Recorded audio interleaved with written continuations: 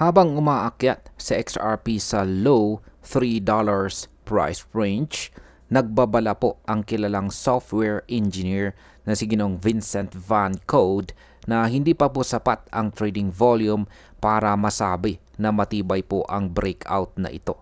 Sa video na ito, aalamin po natin kung bakit mahalaga ang volume sa isang rally at kung ano po ang maaaring mangyari sa presyo ng XRP kung hindi tumaas ang participation ng market.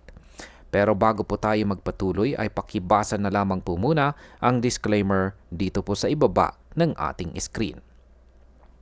Yan, bakit nga ba critical ang volume sa presyo ng XRP? Ayan po yung actual na tweet rito ni Ginoong Vincent Van Code. Sabi niya, XRP volume is still very low to make the current gains meaningful. Yan, at meron po siyang ipinakita rito na volume ng mga malalaking mga cryptocurrencies. At yan, pagdating po rito kay XRP ay binilugan po niya ang kanyang trading volume na umabot po ng 5.60 billion. Yan, ayon dito kay Ginoong Vincent Van Code, ang 24-hour trading volume na XRP ay mababa kumpara sa mga nakaraang malalakas na pag-akyat. Ibig pong sabihin, mas madali itong maapektuhan ng maliliit na orders na maaaring magpataas or magpababa ng kanyang presyo. Kapag mababa po ang liquidity, nagiging madali para sa market manipulators na gumamit ng wash trading or pump and dump tactics para ilihis ang presyo. Kaya ang market impact po dito ay kapag hindi po agad tumaas ang tunay na demand, posibleng magkaroon po ng biglang retracement or correction sa presyo ni XRP. Ngayon ay ano naman ang sinasabi ng on-chain data?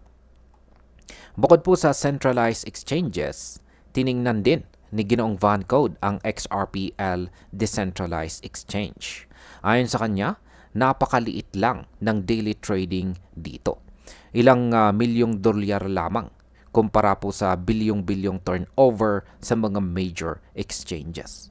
Ibig pong sabihin, hindi pa sumasabay ang retail traders at long-term holders sa rally. Ang presyo po ay mukhang pinapatakbo pa lang ng short-term speculators.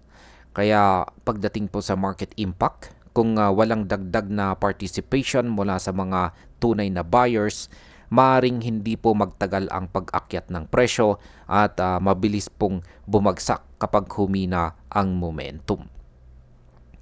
Ngayon ay ano po ang kailangan para maging matibay ang rally? Sa nakaraan, ang malalakas po na rally ni XRP ay sinusuportahan ng daily volume na higit $10 billion at mas malalim na liquidity sa iba't ibang mga exchanges. Para masabing sustainable po ang kasalukuyang rally, kailangang makita po ng market ang mas malalalim na order books at mas malakas na taker volume. Kapag may pumasok po na institutional catalyst tulad po ng bagong listings o mas malawak na paggamit ng Ripple payment technology, dito pa lang po maaaring maging mas matatag ang rally. Sa market impact, kapag nangyari po ito, sa market impact, kapag nangyari po ito, posible ang mas mataas na presyo at tuloy-tuloy na bullish trend. Pero habang wala pa, nananatiling delikado po ang market structure.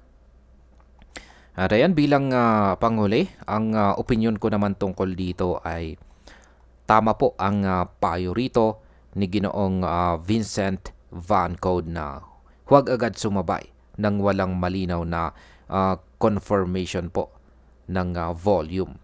Kung ikaw po ay short-term trader, ayan, ay bantayan po natin ang $3 na price zone at hintayin po natin ang mas malalakas na volume bago po tayo pumasok para iwas fake breakout po tayo. Kung ikaw naman po ay isang long-term holder, huwag pong mabahala agad. Pero syempre, maging handa sa possible pullback kung mahina po ang demand. Sa ngayon, maganda pa rin po ang galaw ni XRP pero kailangan po nitong patunayan na may tunay na suporta ang rally para siya po ay makatawid sa mas mataas na mga price levels. At ayan, hanggang dito na lamang po tayo sa video na ito mga ka-crypto. Marami pong salamat sa panonood. Ingat po tayo lagi at God bless po sa ating lahat.